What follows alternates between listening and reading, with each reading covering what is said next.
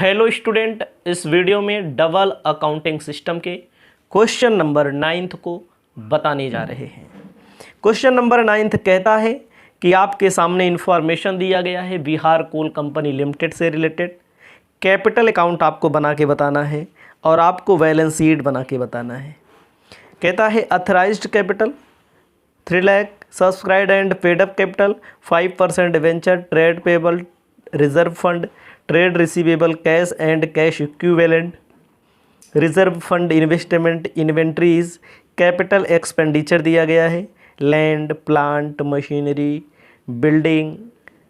उसके बाद दिया गया है द एक्सपेंडिचर ड्यूरिंग ईयर, इस वर्ष प्लांट पर 25,000 रुपया, मशीनरी पर 25,000, बिल्डिंग पर 10,000 रुपया खर्च हुआ है। कोई दिक्कत नहीं है। आपको सबसे पहले कॉलम बनाना है, received and expenditure on capital account. Column सबसे पहले बना देते हैं। कॉलम इतना सारा बनता है received and expenditure on capital account के लिए। देखो एक्सपेंडिचर 20-21 लिखा है। आने वाले समय में जो आपकी बुक मान लीजिए नई छपेगी थोड़ा से, तो उसमें ये चीज़ संशोधन हो जाएगा। ये प्रीवियस ईयर मानिए, ये आपको ड्यूरिंग ईयर यानी कि करेंट ईयर, इन दोनों का टोटल यहाँ रहेगा। रिसीप्ट रहेगा, फिर वही रहेगा। समझ में आया? मतलब कि अमाउंट के 3 कॉलम, एक में प्रीवियस ईयर का, एक में करेंट ईयर में का और एक में टोटल का। आपको यहाँ पर ध्यान देना है पूरी बात। अथराइज्ड कैपिटल दिया गया है 3 लाख रुपए का, जिसमें सब्सक्राइब्ड एंड पेड अप दिया गया है 2,80,000 रुपये का ना। तो आपको जितना मिला पैसा, अथराइज का मतलब होता है रजिस्टर्ड कैपिटल, जितना मिला उसकी बात करनी है। तो आपको लिखना है क्या? Share capital. Share capital total में भैया कितना है? 2,80,000 रुपया। अब नीचे जो एडजस्टमेंट दिया है उसमें देखिए, कहता है कि क्या कहता है, 3 लाख, कोई 2,80,000, नीचे बढ़िया लैंड दिया है, प्लांट दिया है, मशीनरी दिया है। उसके बाद इसमें कुछ नहीं दिया है। ठीक है, टोटल 2,80,000, 2,80,000 आपको टोटल में लिखना है। अगर कहीं पर देखिए ऊपर से पढ़ लीजिए authorise capital, subscribed, debenture, trade payable, trade receivable, cash and cash equivalent, reserve fund, investment, inventory, land, machinery, building, कुछ नहीं दिया है। ठीक है,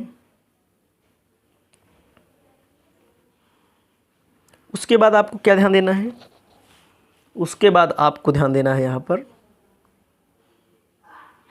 दिया गया है डिवेंचर। इसको यहाँ लिखिएगा, डिवेंचर। डिवेंचर में कितना पैसा दिया गया है? 80,000 रुपया। ठीक है, टोटल में 80,000 रुपया। लेकिन आपको प्रीवियस ईयर और करंट ईयर में क्या रखना है, इसको भी ध्यान देना है दोनों के लिए। अब आप देखो नीचे जब पढ़ेंगे, और नीचे देखो जो हमारा क्वेश्चन है ना अगले पेज पे है, इसलिए कहता है depreciation fund 25,000 had been created, the balance item 16,000 may be taken profit company during year, capital 50,000, debenture 30,000। Total 2,80,000 है। ड्यूरिंग ईयर का मतलब इस वर्ष के दौरान कैपिटल में 50,000, डिवेंचर में 30,000। मतलब टोटल तो 2,80,000 है, लेकिन इस वर्ष के दौरान कितना रिसीव हुआ है? 50,000 रिसीव हुआ है। इसका डिवेंचर का रिसीव हुआ है 30,000। 2,80,000 में 50,000 माइनस कर देंगे, 2,30,000। 80,000 में 30,000 माइनस कर देंगे तो आपको लिख देना है 50,000। इतना लिख दीजिए। उसके बाद क्या करना है? और देखो पैसा और कहीं से आया नहीं है। अब आगे है ट्रेड पेबल। ए लायबिलिटी में भी दिखाया जाएगा, मतलब कहीं गया तो है नहीं, लायबिलिटी है, पैसा आपके पास से कहीं पर गया नहीं है, जाएगा तभी दिखाना है एक्सपेंडिचर में। Reserve fund, trade receivable, trade receivable, ये सब पैसा ना तो आया है ना तो गया है। और दिया है कैश एंड कैश इक्विवेलेंट, ये भी पहले से पैसा है। रिजर्व फंड इन्वेस्टमेंट, ये भी रिजर्व वगैरह सब यहीं पर है। इन्वेंट्री,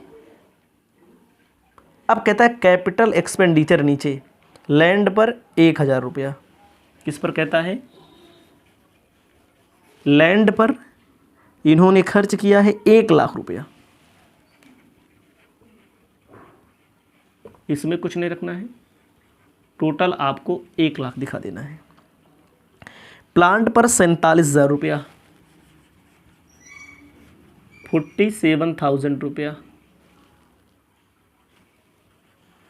लेकिन आप नीचे देखेंगे 2 चीज़ें देखिए, प्रीवियस ईयर दिया गया है, ड्यूरिंग ईयर दिया है। ड्यूरिंग ईयर पे प्लांट पे 25,000 रुपये का, दोनों को ऐड कर लेंगे 65,000। उसके बाद आपको ध्यान देना है मशीनरी पहले कितने की थी, 40,000 रुपये की।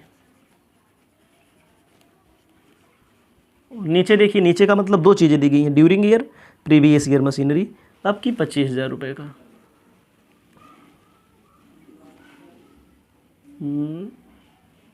यहाँ पर देखो गलती हो रही है क्या, यहाँ पर 72 होगा, ठीक है। खर्च ये है प्रीवियस ईयर, ये है ड्यूरिंग ईयर यानी कि करेंट ईयर। उसके बाद क्या है, बिल्डिंग 13,000 रुपये की,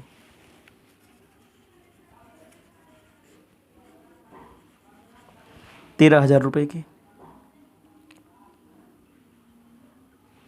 और इसमें 10,000 रुपये के, 23,000 रुपया। अब क्या करेंगे, दोनों पक्षों को हम बराबर करेंगे।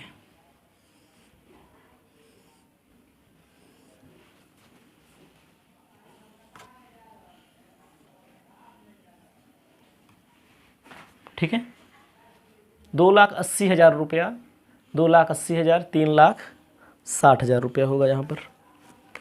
यहाँ पर कितना हो जाएगा, 3,60,000।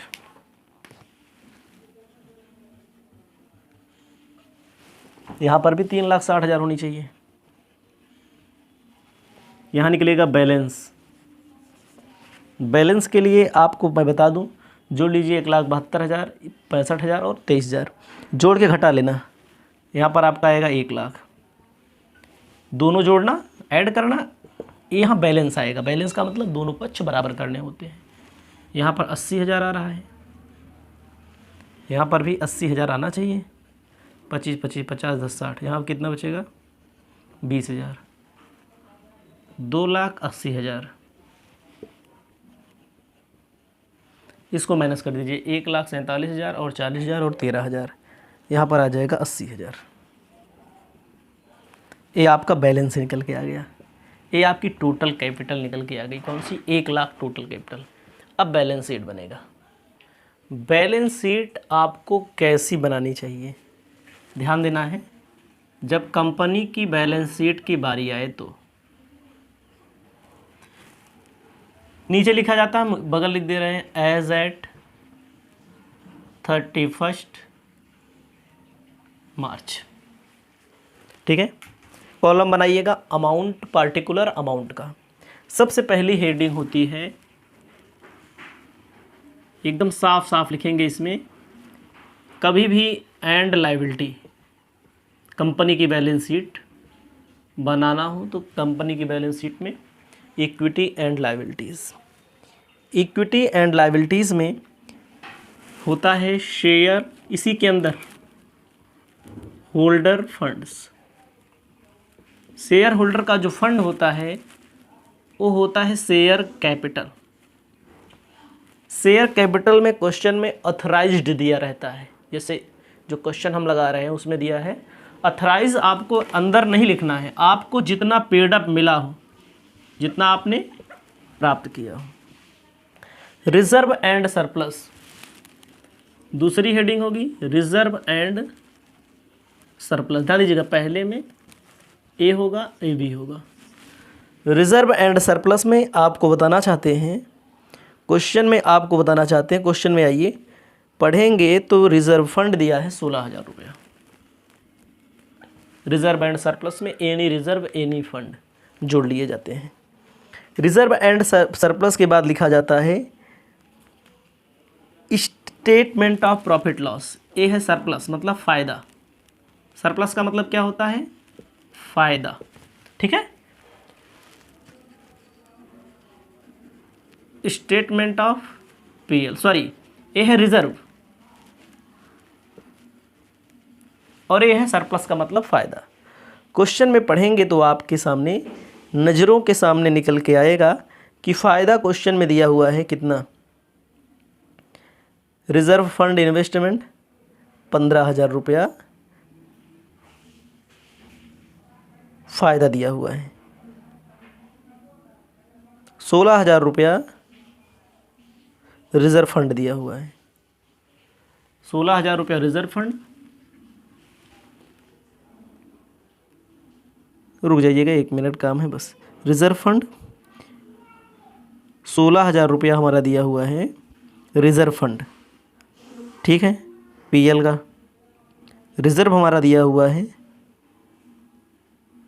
15,000 रुपया, रिजर्व फंड इन्वेस्टमेंट 15,000, 16,000 रुपया फ़ायदा। ठीक है, कोई बात नहीं, दोनों एक ही पहलू होते हैं, एक के सिक्के के दो पहलू। उसके बाद नॉन करंट लायबिलिटी हेडिंग होती है।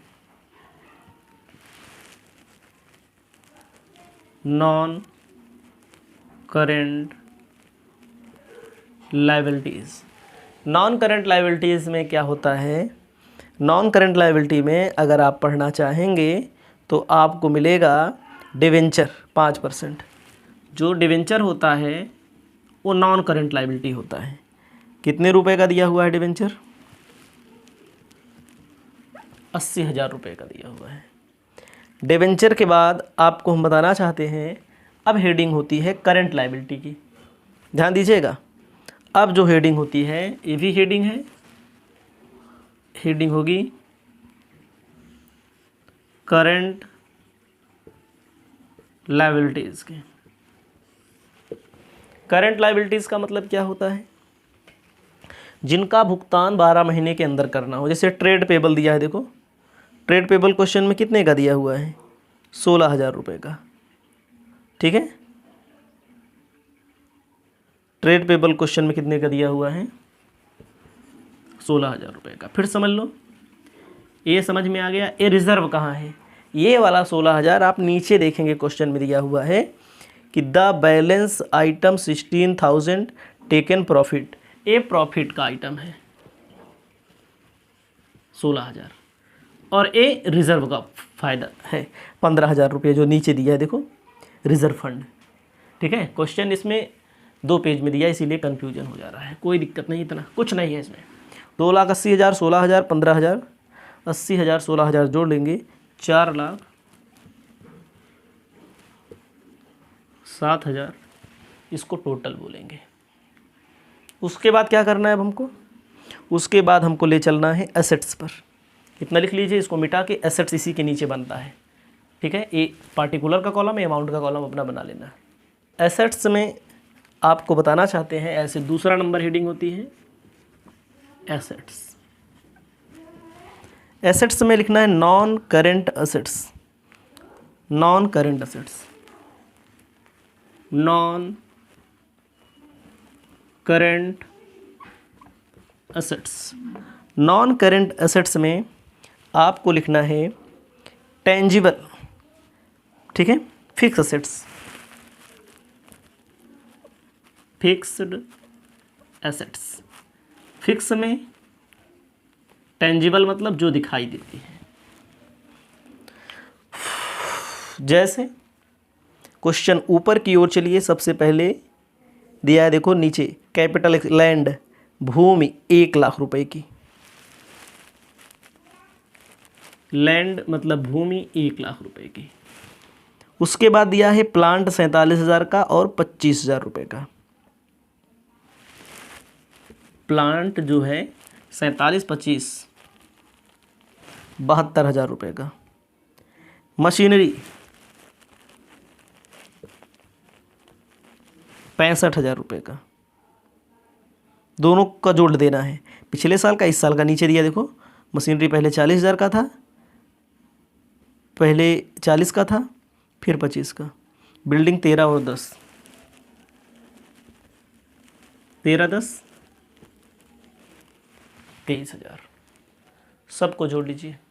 1,72,000, 65,000, 23,000, 2,60,000। लेस करना है DEP, डिप्रिसिएशन। डिप्रिसिएशन देखो क्वेश्चन में कहाँ मिला,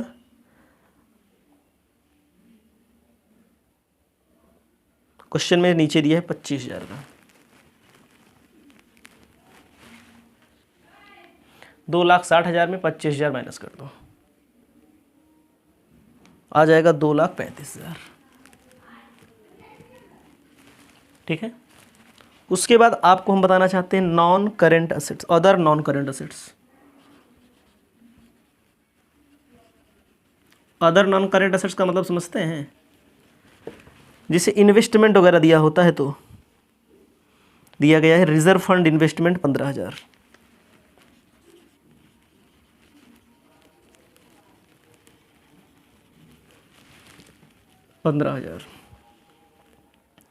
अब उसके बाद लास्ट है हमारा करंट असेट्स।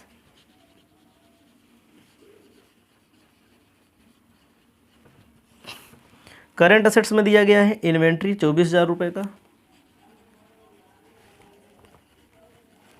इन्वेंट्री के बाद ट्रेड रिसीवेबल 38,000 रुपये का, यही सब आएगा और कुछ नहीं आएगा। ट्रेड रिसीवेबल को डेटर भी कहते हैं। कैश 95,000 का। ठीक है, इस सब को आप यहाँ लिख करके जोड़ लीजिएगा। 24,000, 38,000, 95,000, इन सब को लिख करके आप ऐड कर लेंगे, आपका आंसर आ जाएगा 4,60,000 रुपया। इसको लिख लीजिएगा।